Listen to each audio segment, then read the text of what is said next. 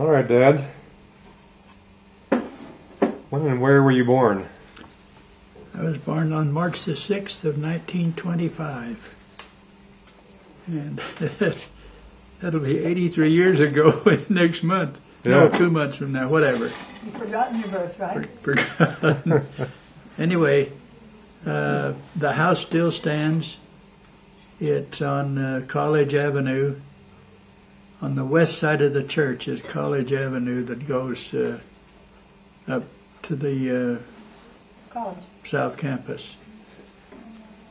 Anyway, it was second or third house on the left. The house still stands there. It's not being used anymore. I mean, it's not occupied. It's still there. I'd like to drive over there and get some pictures. All right.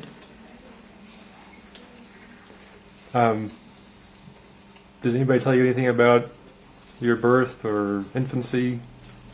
Well, that story is in Grandpa Udall's book because we can get it right out of there if you want, but the night he was born, all the births were at home.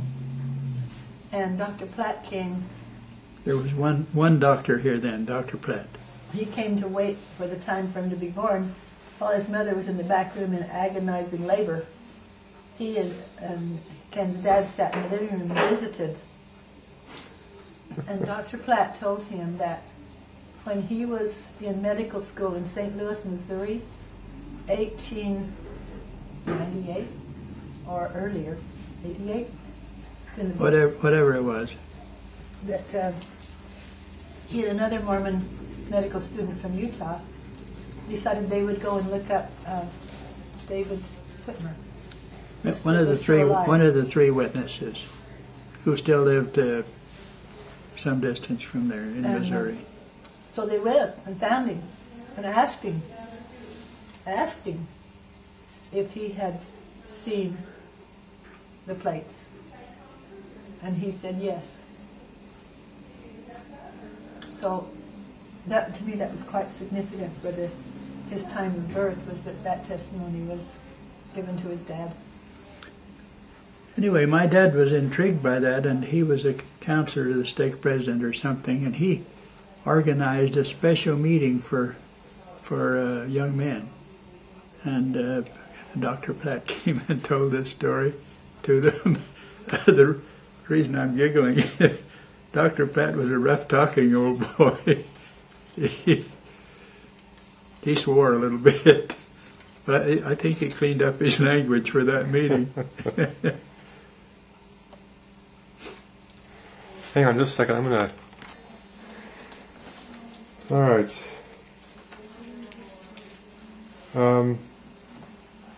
Where did you live when you were a child? My earliest memory is, very briefly, we lived in the old Kimball home, which is on the corner of High School Avenue and Church Street, and south and east from the current church grounds down here. And it had a huge screen porch around it covered with vines. We didn't live there very long, and my dad built a house next door, which is where Darrell Mulnold and his wife live now. And I remember it, for some reason I remember it cost him $3,500. Before that, he had bought a new Ford car, and it cost him $750, and I thought he was the richest man in the world. And then he paid $3,500 for the house, and I knew he was rich. And then he bought a farm down to eat Lizard Bump for $35,000, and that was beyond my. I had no idea how you could have that much money. But that's where I grew up. Then we remodeled the old Kimball home, and that was my. We lived there always from then on till I left home and didn't ever come back to live at home. So you were born on College Avenue. Yes. And then your earliest memories are of the old Kimball home on the corner. Yeah, But then you moved next door for a while, yeah, not very long, and then back. and then we remodeled that house and moved back. Okay, got it. So, describe some of the things that in your home then that would be different than now. Everybody had a wood stove, a cooking stove, and ours had a water heater, a hot water tank right beside the stove, and there were metal pipes that went through the stove several times, so that there was most of the time there was enough hot water to. A reservoir of water to do the dishes at least. Yeah. And there was a big porch on the back, screen porch, Where the washing machine was. where the washing machine was. And then the corral and the chicken coop and etc. was out at the back end of that, probably 30 or 40 yards away from that back door was the corral. There was a great big cottonwood tree there in the back, and a hay barn under that. And when I was from fairly young, my job was to milk the cow, night and morning, and feed the chickens. I can't remember where we kept a pig, but everybody had a pig. You fed the household garbage to them. The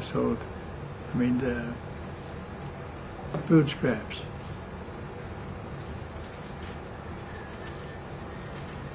That was there was a huge swing in the backyard.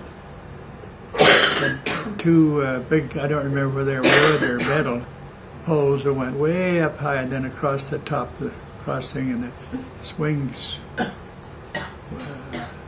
hung down from that. I remember one day I was swinging on it, and I learned that I could pump myself and get going pretty high, and one of those ropes broke. Oh, you're kidding. and dumped me out on the, I thought I had died because it knocked the wind out of me. Were you up high when it broke, or do you remember? I think I was coming up one side, and it scattered me on the lawn. And I remember that one of my chores as a boy was to help my mother make soap. Nobody bought laundry soap then. She made the soap. They used lye and animal fat. And my job was to build a fire. We had stacks of block with a number 3 tub on it, and it would. I don't remember the formula for this, but she would boil all of that, and then pour and then the soap that came out of it was kind of yellow looking, and it would be in blocks about 4 or 5 inches square. And so when she needed to do the laundry, she would scrape the stuff off of that with a knife. And I remember that was one of my chores, is to keep the fire going under that number 3 tub while we made soap. Right. That'd never work now, would it? Kara made soap this year. Oh, did she Yeah. like that? I don't know how she Something did like it, that. but she made her own laundry soap. Kara's an interesting girl. She'd rather been a pioneer, I think. Where did you spend most of your time as a child? Playing. Playing. What would you do? One of my we would play games together. There were lots of neighborhood kids around. The Curtis family and the Allen family lived across the street to the west from us. I mean, to the west. And we would just play games, and I can't remember what we played now, but we had a great time. Life was good. And Do you remember the names of the people you played with? yeah, there was Bruce Curtis and Lee Allen and Georgina Allen and Nardo Smith. He was the one man who in later years, I knew if he had been born 20 years later, he'd have been a professional football player. Because he was big and fast and tough. I mean, he played for the college here. Anyway, I ran into him one time. He was a senior when I was a freshman, and I loved to play basketball. I was never big enough to play football. I tried, but it didn't ever work. But I was looking this way, dribbling or something, and he was looking the other way, and we ran in together. It took me 5 minutes to start breathing again.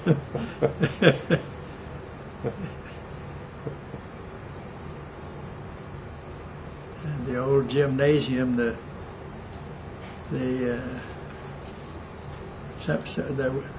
WPA, Works Progress Administration, and this was early or middle depression. There were not jobs, and so the government would. They had two things. They had the Civilian Conservation Corps, where they would take men and bring them and build a camp away from town, and they would do work in the foothills or whatever. They had 2 or 3 of those around here. But the WPA, Works Progress Administration, they would hire local people to build things, and they built the old gymnasium at the high school. The building's totally gone now. But Is that the one that was there when I was in high school? probably down on the corner. Yeah. Yeah, that was a WPA building. Okay. Did you have a best friend as a child? Was it Blackie? Yeah, probably Blackie Sanders. Donald Sanders. When we lived in the house to the east of the old Kimball home, my dad rented the Kimball home to this family of Sanders, and Donald Blackie was my age. He now has his farmer down in Pomerene, and he and his wife would come, and while we were at the temple, I hadn't seen him in years, and while we were at the temple, they were temple workers, and they would come one week a month and stay work in the temple for 3 or 4 days, and I think he's pretty stove up now. And my cousin Marshall Lee was a good friend early on, till he got so worldly.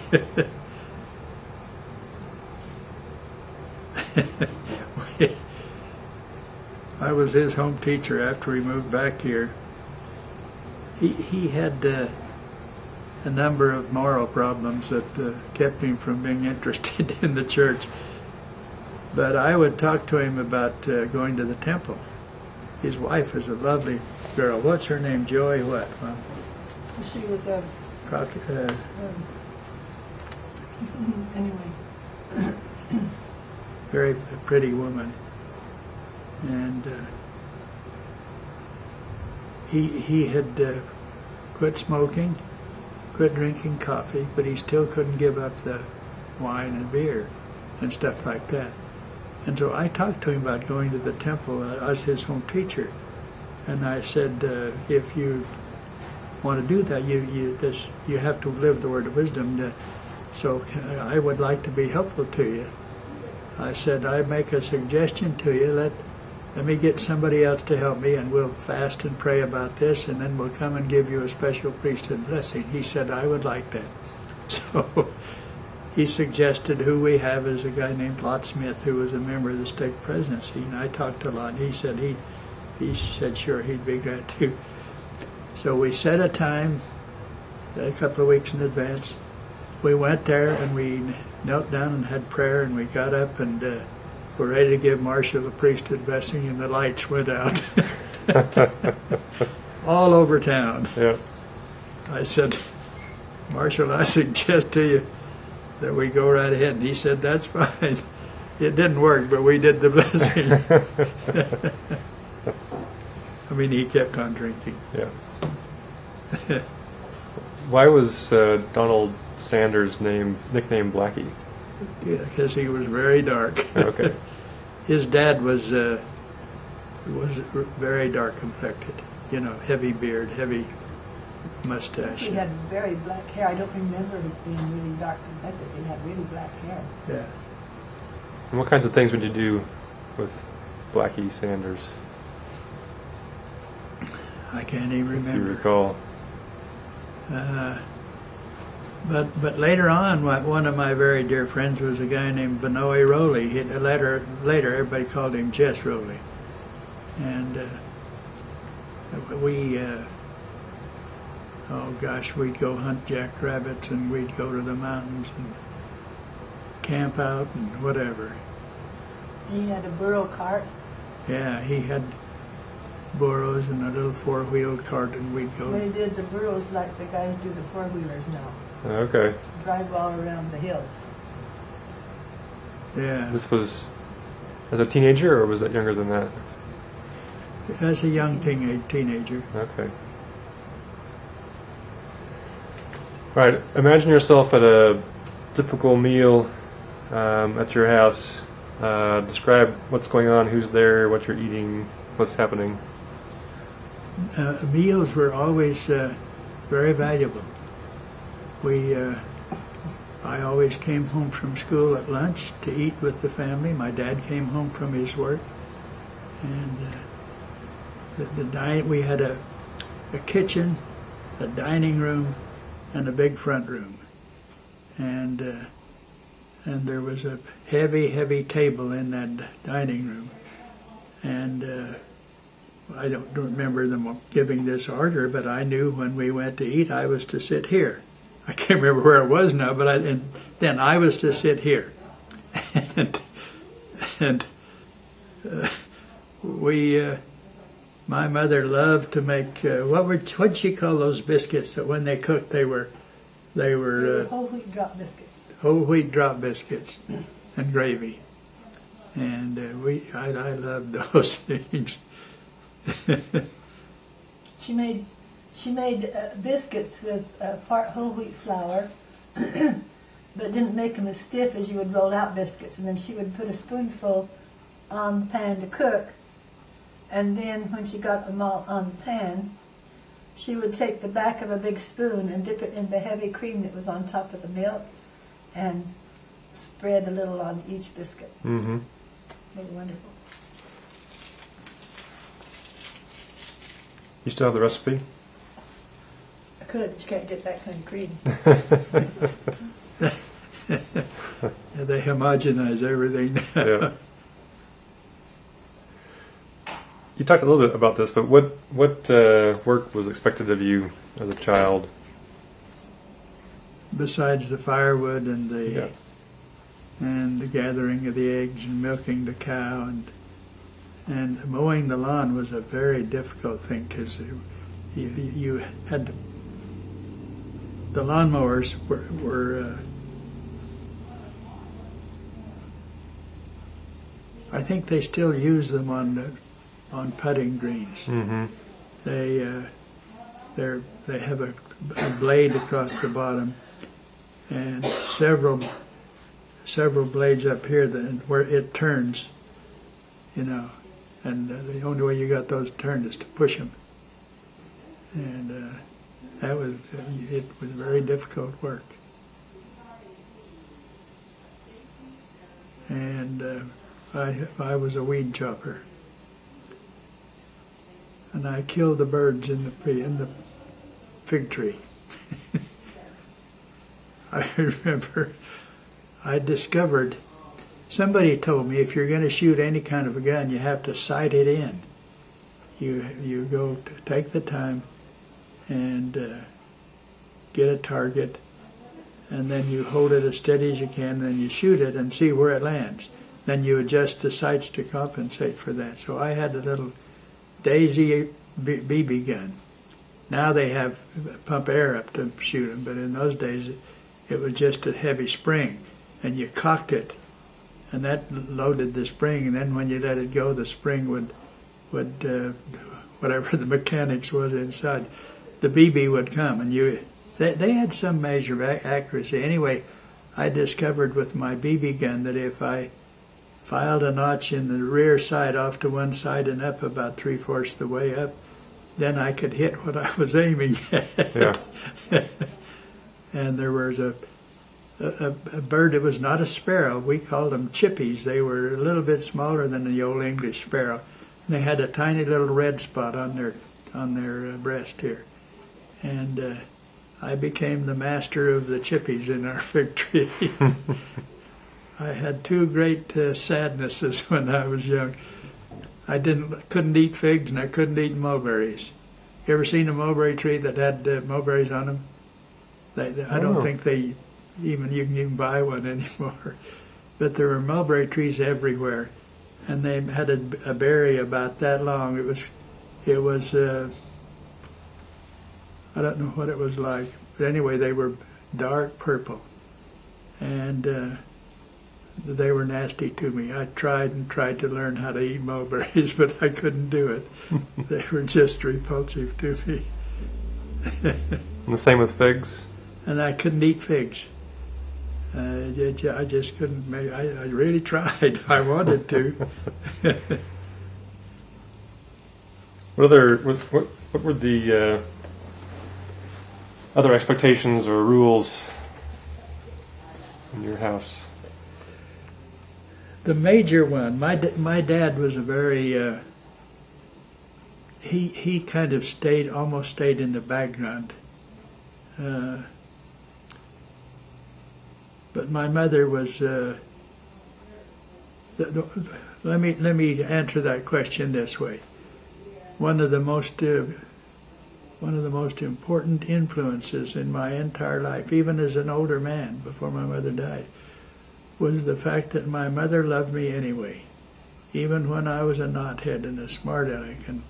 And my older brother Addison was an All-American student body president, valedictorian, and I was number 7 in a class of 25. And I just was having too much fun to be serious-minded. But I always knew that whatever I did, my mother may be unhappy and even get mad at me, but that she loved me anyway, and that was a very powerful influence on me. And I tried to do that with you kids without putting it in those words, to let you know that you were acceptable to me, that I was your whatever I was. And one of the greatest experiences I ever had, I was reading one day in the Doctrine and Covenants, or wherever it is, that it talks about in the last days men will be lovers of pleasure rather than lovers of God. And then it said, devoid of natural affection. And it struck me as almost a bolt of lightning that I had... we grew up not ever anybody telling anybody else we loved them. We were not opposed to it. We just were not in the habit of using that expression of I love you. And until we got a spouse. Anyway, I realized that I never said that to my mother. And so she was very near to the last few days of her life then. They were living in Tempe and we were living here. No, I can't remember where we were. Anyway, I was on my way to the ranch one day, and I made a specific point to stop by her house there in Tempe. And I went in and kneeled down in front of her and told her that. And it was a very beautiful, warm thing. And she was a... Did you know her at all? Yeah. She was a great influence in my life. Anyway, well, I don't Today's remember her which birthday. question. And today's her birthday. And today's her birthday. She'd be 113.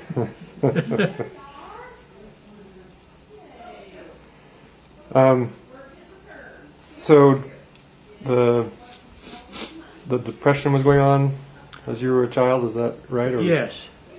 And so we I have to tell you about Marlowe Webb. He was a classmate of mine. He moved away when I was probably in the 3rd grade or something. But he was an only child living with his grandparents. And they were a little better off than most everybody. I can't even remember who his grandparents were, but I remember where he lived. His clothes always looked nice. He always looked nice. And I didn't like him. I wore hand-me-down clothes. My mother made a coat for me once that was absolutely atrocious, I thought. But I had to wear it because it was cold otherwise. And that was the only impression I had of the depression. We were under strict instructions. You only flush the toilet twice a day. That was because it used water. And so we kept the lid closed and didn't look, but twice a day my mother would flush the toilet. And what else? My feeling was that we were not as badly... Because your dad had a job and My dad was the county attorney, or he was a practicing lawyer, and we were getting by better than most people, and I sensed that. But I also sensed that we had to be very, very careful that we not talk about that to anybody. We just didn't do that. And I belonged to a scout troop, and we did a lot of fun things together as Boy Scouts. And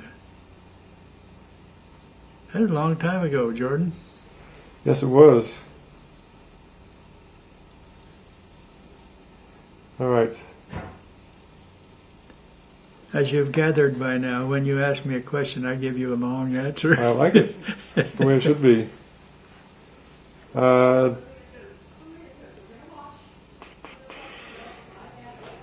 Reminisce about some of your summertime memories as a child. oh, what do you do in the summertime? I don't know. Is that a song? Yeah, it's a primary song. Oh, it is? It's way after your primary time.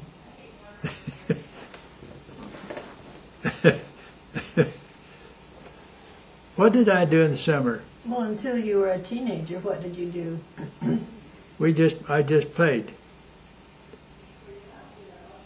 I just played with all those neighborhood kids I told you about. Yeah, yeah.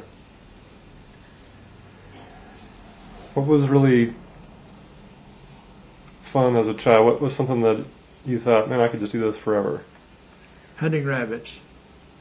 When I was 12 or 13, my mother finally consented and allowed me to get a .22 rifle for a Christmas present.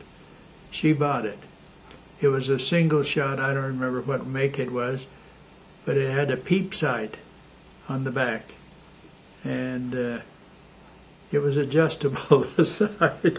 So I zeroed that one in, and I could then hit a jackrabbit with it. And I loved to hunt.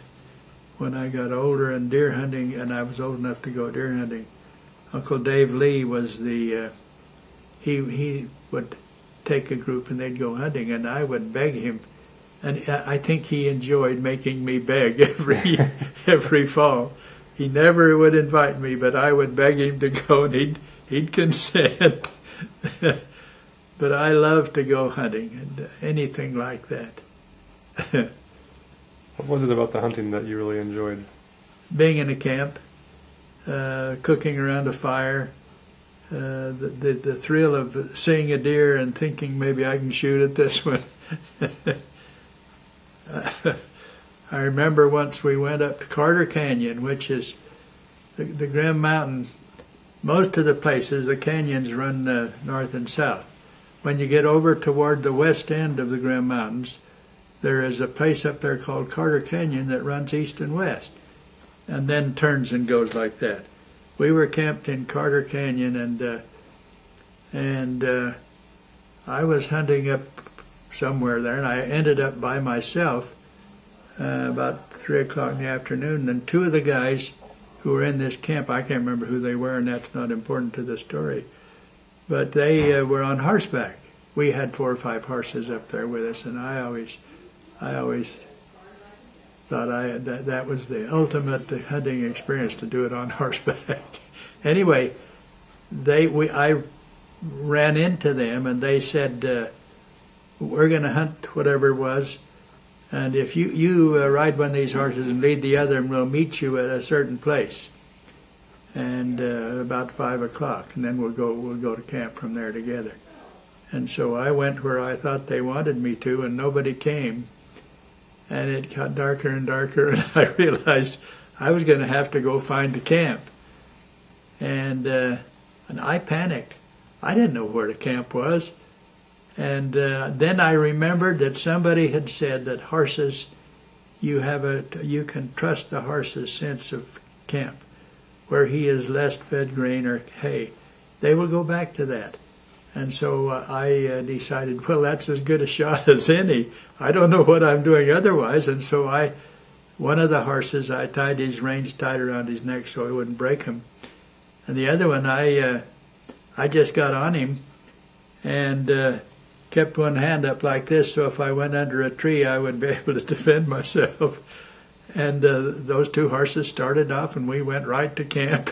and I remember I prayed very diligently, help me to know what to do. And the horse story came to my mind. And so I was very nonchalant by the time I got to camp. Nobody was worried about me. They figured I'd do something. But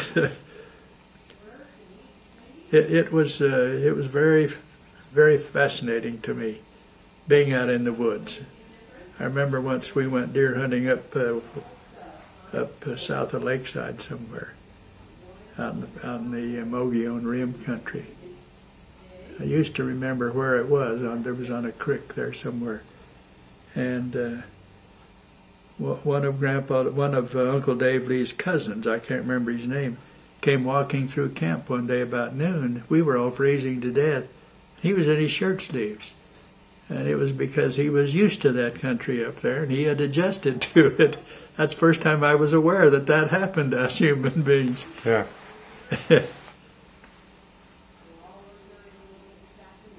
Anyway, I dearly loved hunting. And when Brooks and Colin were 10 or 11, I said, or 11 and 12 or something, I said, I tell you what, when you get your Eagle Scout, I'll buy you a deer rifle. And they said, Dad, we don't want to go deer hunting. So they never did. I tried to take them with me, and they didn't want to go. And that was fine. So how old were you when you got your first rifle and went off to go jackrabbit hunting? 12, 13. Okay. Something like that. Got it. You'd go by yourself? Mostly, yeah. Yeah. Once in a while I'd go with a Vinoy Rolly. Just out in... He lived up there where the jackrabbits were. Yeah, just out past the canal. Out in the desert there. Okay. All right, so picture yourself at church as a child. What do you see going on? What do you remember hearing, feeling? How much do you want? Whatever you want to talk about. We had a old high councilman. I can't remember his name now. Brother Harms, I think.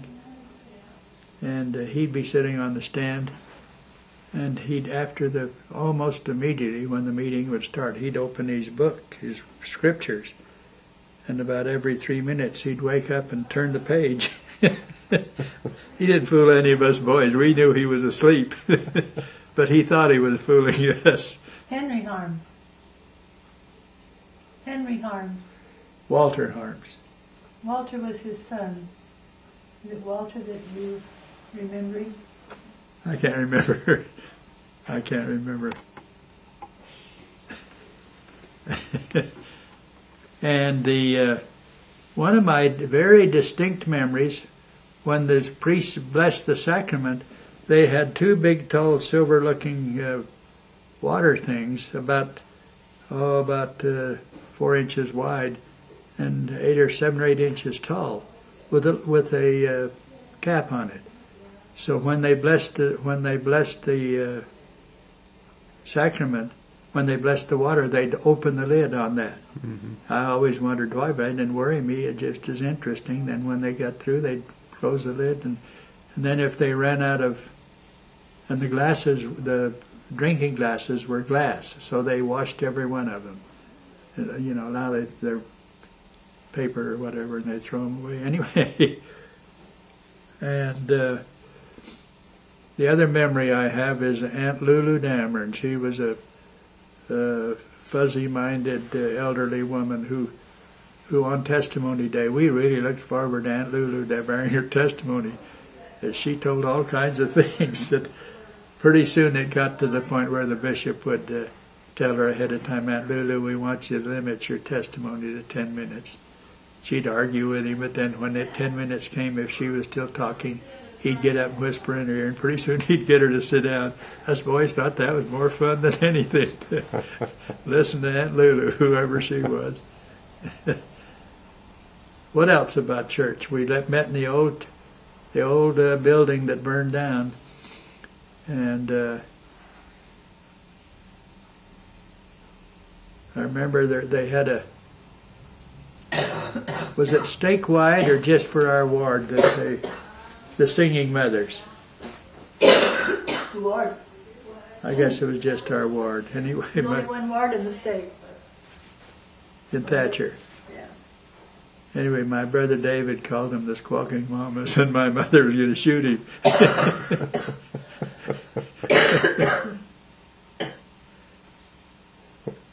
So let me tell you one other thing. Okay. That I had thought I would not mention, but I think I need to mention it. I had real problems with my brother Addison. He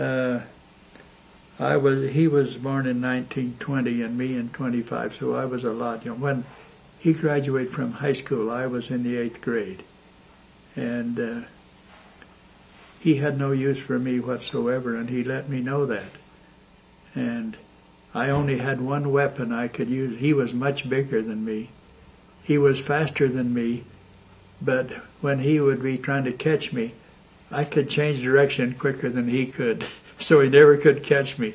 I think he'd have killed me if he could have caught me. But I grew up with some very hard feelings toward him as a brother. When we got older, that we actually went into partners in the cow ranch together, and eventually we bought him out and he went back home. But I still remember the angry feelings I had. We slept in the same bed, a double bed upstairs. It was not heated. And the downstairs were not heated either, for that matter, early on. And if I even touched him during the night, he would put both feet in the middle of my body and push me out on the floor. And he was too big. There's nothing I could do about it except be mad, and so I was mad.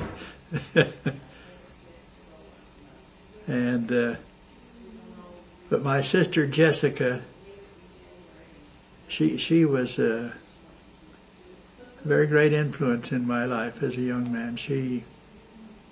In those days they had what did they call it? The music festival. All the high schools around here came to Gila Junior College, and they put on this music festival.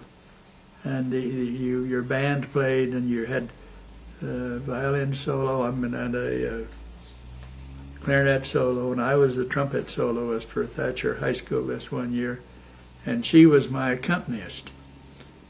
And she insisted that we do it, that we practice until we were doing everything right. And so up to then, I'd just been getting by, you know. I was pretty good as a trumpet player, but I never did learn how to read music. I did everything by ear. And so that year, she insisted we do it right and do it to the very best. And they rated everybody. Most of them got, I've forgotten what the ratings were, but what superior and excellent, and something else and something else. Anyway, there were two of the highest ratings for Thatcher High School, me and Samson Tyler. Samson was even littler than me. Was he a drummer? He was a drummer, but he was good. Is he dead now? Mm-mm. Anyway, I don't know how much else you want, but those were my memories of growing up. Talk more about your siblings and your relationships with them and the dynamics. Jessica was very kind to me. We went and the first year I went and, when Mylan D was born, my mother and me went to Pendleton, Oregon. I worked in the pea cannery, and she helped Jessica with this new baby, you know. Mothers used to do that. And I lived in her house and worked in the pea cannery. I ran a seamer, great big thing, big machine that filled the cans with peas and then put a lid on them and sealed it on there. And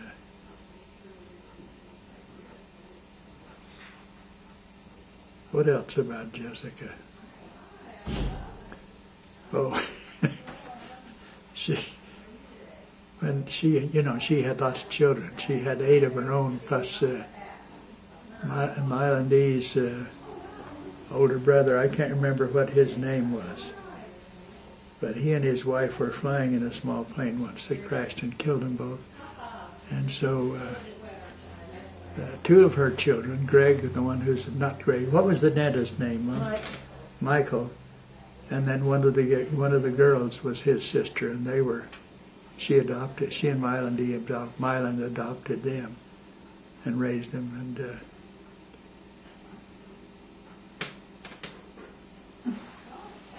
And then there was Leela Lee, just younger than me.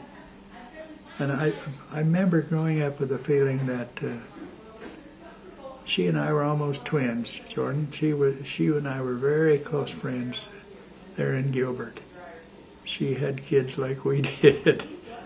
and she wrote him a birthday note once that said they grew up together.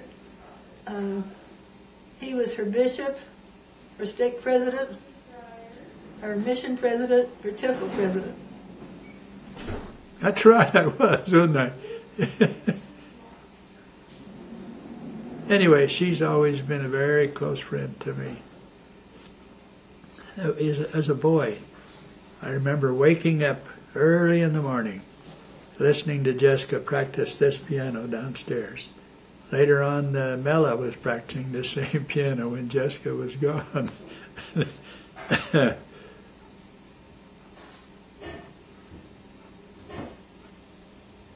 And Mella, we'd have discussions of important things around the dinner table, and we'd talk about something for a while. And then Mella would say, "Is that good or bad?" We knew the discussion was over. What else? And David, your other one. Oh yeah, David was so young that Didn't have much to do with it. I left home almost while he was still a little baby. See, he was born in what, 36? 6 at least. 36 or later. So he was at least 11 years younger. Yeah.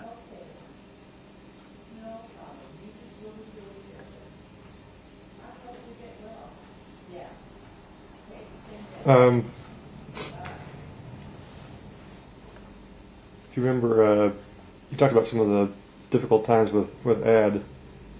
What other, was there another painful or sad time as a child, and how did you deal with that? What did you? I just got mad. I very seldom get mad, Jordan. My mother used to insist that I didn't have a bike yet, and he had one. And she would order him to, when it was cold, to let me sit in the front, and he would pump me to school. And if I was humming some tune or something, he would say, "Don't do that." I said, "Why not?" He'd say, "Because if you're going to, don't make a noise without making a tune." And I went right on, and he'd hit me, and I'd went right on, and he'd hit me, and pretty soon I'd get off and run to school. Anyway,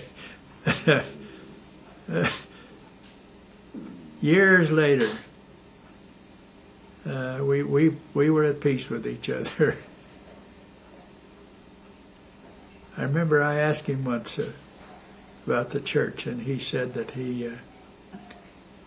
that when he was little, he heard all these stories about faith-promoting experiences, and he said he never had any. And I didn't either. I didn't need them.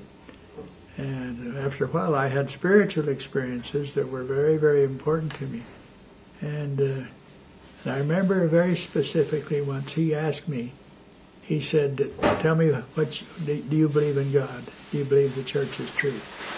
And I said, "Ed, I have to be very open and square with you." I said, "The evidence of its truth is a little bit stronger to me than the questions that I have about it." And that satisfied him. That was the end of it. But if you don't believe in God, you got a problem. As far as the church is concerned, he said once, he said, I'll give my stake president. He was a very good friend of his stake president, Karen Merced. He said, "I'll give him all the money the church wants." Ad was always a smooth financier. But he said those guys in Salt Lake have all they need. They don't need any of my money. So he wouldn't pay tithing. But he'd let his wife pay some on whatever.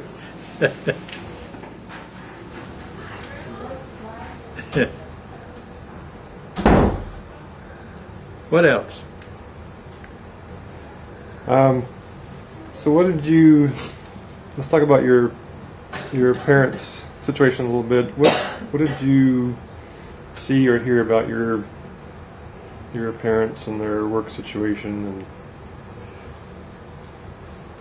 I just felt very comfortable with them, that I didn't have to worry. They were going to take care of us, and everything was fine. We had a decent house, and they were respected and admired, and etc. For some reason, I have to. Dad belonged to Rotary Club. He thought it was good for his law practice, you know, and they went to some kind of a Rotary party one night, and they said, "Anybody's got a good joke to tell, please do it." So my mother had heard this story about the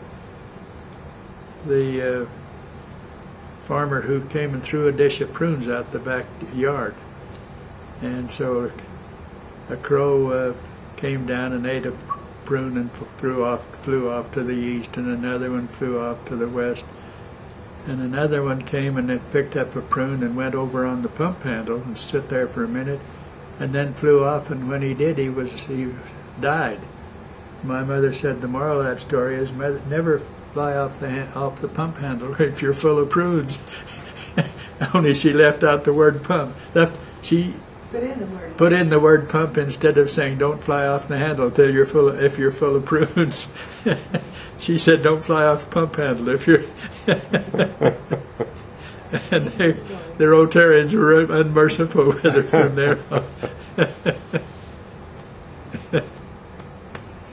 And I grew up calling Spencer Kimball Uncle Spencer.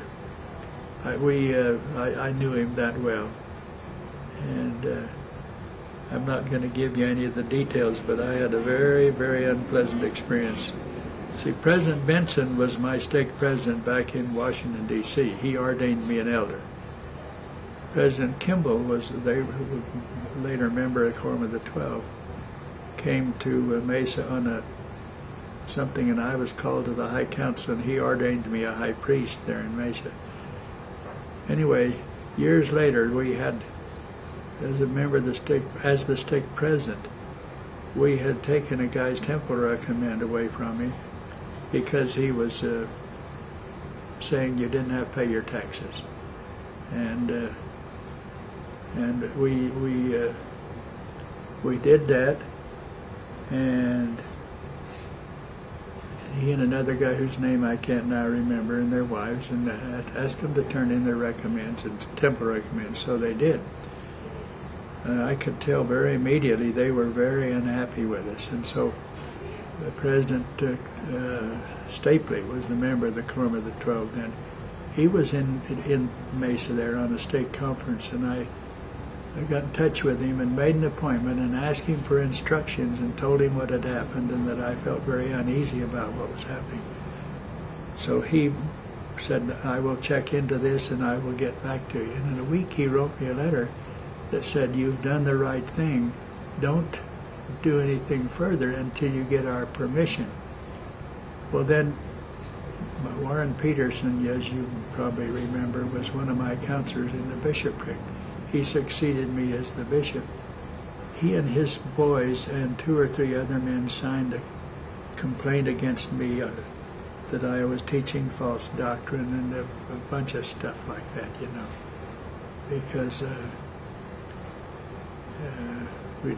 we told them they were just as screwed up as the other guys. You got to pay your taxes.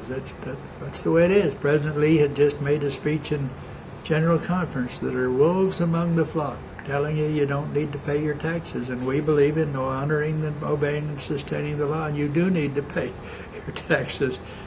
Anyway, so President Kimball was coming to a stake conference in our stake, and I went to meet him, and he said, I can't stay with you folks. There's been a complaint filed against you and your counselors. Well, President Benson will be coming on Monday, and we'll be having we'll hear the complaint of these people. I had not received any word of it till then. He gave me a copy of their complaint. Anyway, they told us to give it back, and I remember saying to them, brethren, I can almost guarantee you with a perfect accuracy, if you do this, give the recommends back. Give the recommends back. The word will go around immediately that the 2 members of the Quorum of the 12 have come and examined what they're doing and have approved of it. And they said, no, we'll take care of that. We'll tell them to treat this like any other temple recommend interview and ask them not to talk about it. I hadn't been home 5 minutes till somebody called me from Phoenix and said, is this true that they've given their recommends back? And that therefore it's an approval of what they're teaching. I said, well, it's true they gave them the recommends back, but it's not. Anyway, I was furious. I'll be very candid with you, Jordan. I've not gotten over it yet. I'm still mad at them for not listening to us instead of these 2 rabble-rousers. But with my wife's help, I reached this conclusion. What they did was take me off the hot seat. I don't have to fight with Marvin Cooley anymore. I can go ahead and do my job as a stake president and not worry about it. and it was much easier after she told me that, after she got me to see it that way. Anyway, that's one of the most difficult times I've ever gone through. For 3 days, I, in my mind, wrote my resignation as the stake president. If you don't have any more confidence in my judgment in this, you need to get somebody else. I resigned. Mm-hmm. And that would have been a dumb mistake, so I'm glad I didn't do it. Anyway, that happened. And I think that the reason you were called to, for instance, the regional representative, that was President Kimball that did that. Yeah. And I think that he recognized your obedience to authority, and that what you had done was probably actually right, because eventually their records were taken away and they were excommunicated And they by were, the next people. He thought, President Kimball... Because of the same topic. Oh, yeah. President Kimball, President Benson thought that their, telling these guys, don't do this, was enough. But it wasn't enough. No. And so I think that because that, and because Dad acted appropriately and accepted their decision and went on, that they realized that he had a testimony the other guys didn't. He was who he was. I think that's Marcy. You want to put it on pause? We're almost out of tape. Oh, okay. Any other Go ahead. childhood? Be alerted that when you ask me a question, I'll talk forever. That's all right. You only get one tape per session. So, any other childhood memories or things that we didn't cover that you'd like to cover, or you'd like to expound on? Yeah, I have a very vivid childhood memory of chopping cotton, hoeing grass and weeds out of the cotton fields. And the memory is Hardest job in the world. that it's hot. The water bag you don't carry with you, it's the end of the row, and you hoe down and then you come back. You don't drink until you come to the end of the row. And I remember reaching the conclusion that if I could, I would have every young man I knew have the experience of chopping cotton. They don't chop it anymore. They do it some other way. I think they use chemicals or whatever. What did you find valuable in that? In that, Yeah. you keep going. No matter how tough it gets, you Hold hang to on. the end of the row. Hold to the end of the row. And be glad you got a job. I remember that my job was 25 cents an hour. At the end of a long summer working for Arden Palmer's dad, I had to save $35. I was the richest man in the world. And that lasted me clear till the following March. I was very careful. Is that the farm that you chopped the cotton? Whose farm was it that you were working on? Well, the main one I did, I worked for Eldon Palmer, Arden's dad. Yeah. And he had cotton land down the valley down. I can't remember where it was even. But I also hoed cotton for Uncle Dave Lee.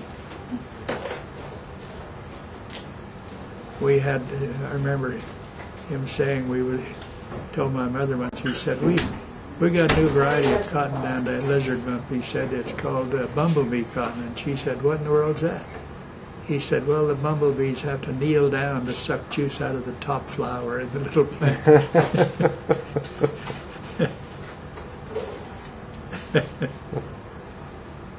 He delighted in telling my mother an off-color story, and then she'd laugh, and then she'd realize that it was off-color, and she'd say, oh, David. They were good friends. Did Marcy come in? Did. She did. Here, are you done recording for a second? Whoops. You may never get those back in the right path. All right. They're numbered. Anything else? Yeah, let me tell you one thing. Maybe I've told you this before. When I was a college student, I discovered during my first semester of law school that if I studied carefully and every day knew what we had talked about and understood it and could explain it on paper, I not only didn't worry about exams, I looked forward to them. In law school, you have one exam each semester. You you don't have any time to learn. Look, I had in the closet. Anyway, that Tripod. and when I was in my last year of law school, about a month before school ended, I suddenly didn't want to go to the law library to study. I didn't want to go back to school. I didn't want to take any classes. I didn't want to do the bar review course. I was sick and tired of all of it, and I had to literally force myself to stay with it.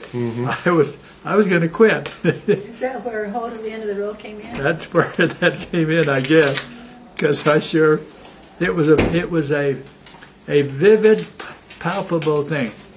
I was through. I didn't want to do anything more about studying.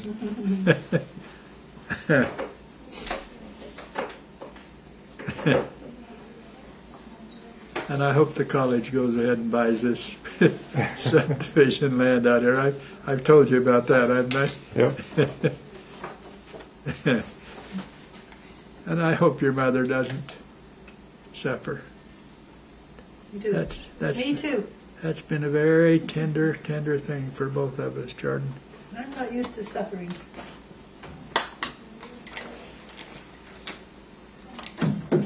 It's no fun, I've heard. No fun afterwards will be all right. No, to suffer. Oh, to suffer, yeah.